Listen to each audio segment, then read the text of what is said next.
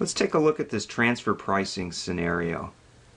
And I'm just reading here. Alex division of Hogwarts Inc. purchased 40,000 rubber pellets each year from an outside company at $110 per pound of pellet. Derek division of Hogwarts Inc.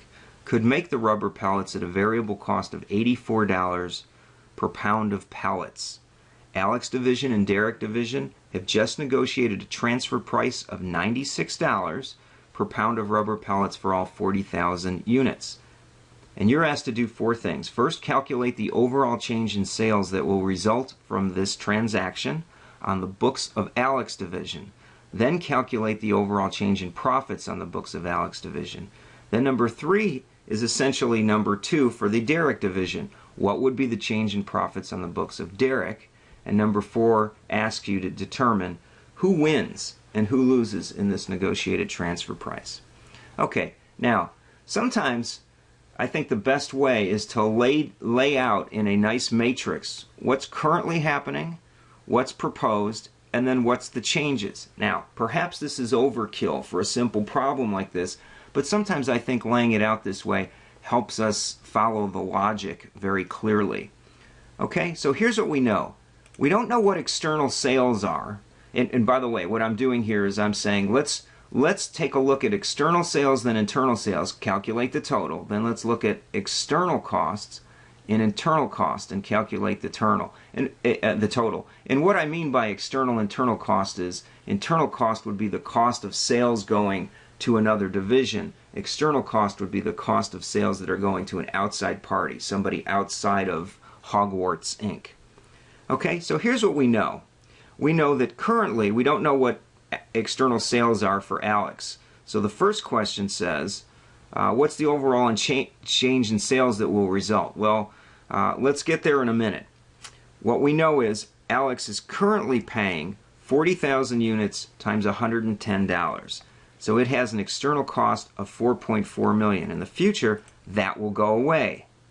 But it will be replaced by an internal cost of 96 times 40,000 units. Okay. Now, with that, what we know is external sales of Alex is not going to change at all. Alex is simply buying a component or a raw material that it needs to make a sale to an external party. So the answer to A is given in this cell right here, and I'll highlight it in yellow. Okay? Now, calculate the overall change in profits on the books of Alex. Well, here's what we know.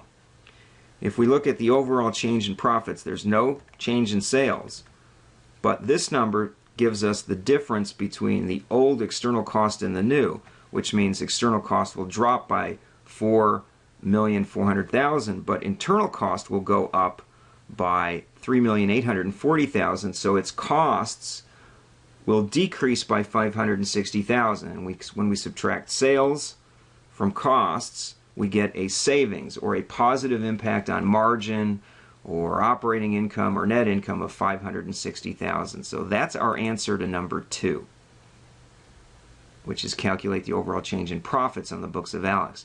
Now, number 3 says, what's the overall change in profits on the books of Derek? Well, here's what we know what's going to happen with Derek. The existing situation, we don't know what they're doing. We know they have external sales, or at least we believe we do, but there's no internal sales. Well, in the future, they're going to make a sale, $96 times 40,000 units. They're also going to incur cost of $84. It's variable cost times those same 40,000 units. So we could then compute its profits. Let's look at the net change. There's our sales. There's our net change in costs. So the net impact to Derek is a positive impact of $480,000. Okay? So who wins in this negotiated transfer price? Who loses? Well, so far it looks like Alex wins and Derek wins too, but I want to point out the company wins. The real loser here is whoever was supplying the rubber pellets to Alex division beforehand, because now they've lost the sale. Now, I do want to point one thing out. That's our total combined profits. How did I compute that? If you wanted to compute it directly, what you're going to do is you're going to take the 40,000 units times the 110 we were paying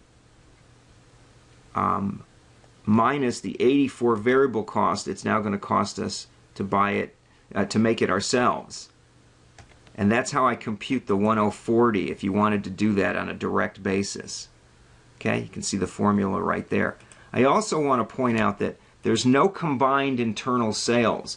Internal sales are eliminated when you combine the results of divisions, right? Just because you had a sale from division A to B doesn't mean anything. From a combined standpoint, all that really means is that you transferred inventory from one division to the other. And you're not allowed to mark it up. Just because you said you had a transfer price and you marked it up, from a consolidated standpoint, you have to eliminate that markup. And that's why we really don't have a sale of 3,840,000. We will once Alex uses those pallets and sells it to an external party, but the internal sale itself would be eliminated against the internal internal cost. In other words, if there's a markup on the item, you have to eliminate it on a consolidated basis. Okay, well, this is just a quick presentation to illustrate how you could answer these 4 questions and help you evaluate who wins and who loses when there is a change in transfer pricing policy.